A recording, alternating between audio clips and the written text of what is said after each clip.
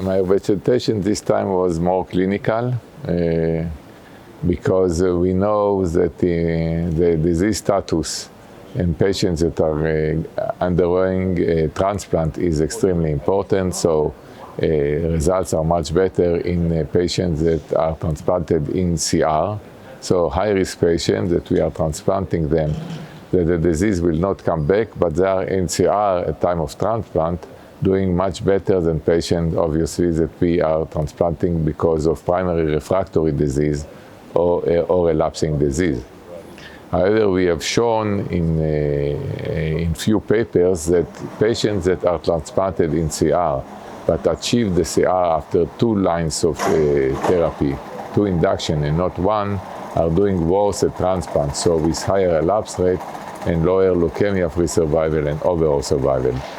This was true for a transplant from a sibling, from unrelated, and also haploidentical transplant, and of course with autologous transplant, but not true for a cord blood transplantation.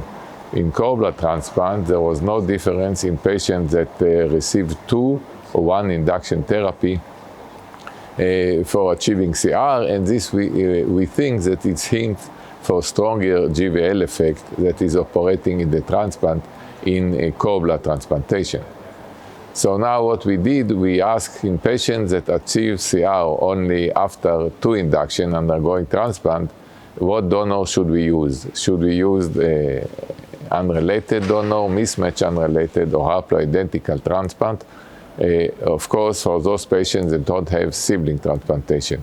And what I have shown a few minutes ago, that there was a higher incidence of acute GVHD, 2 to 4, but not of severe acute GVHD in patients undergoing a transplant while they are in CR after 2 induction chemotherapy from a mismatch unrelated, and haplo. And there was a higher incidence of chronic GVHD and lower GVHD relapse-free survival in patients that are undergoing transplant from 9 out of 10 mismatch transplantation.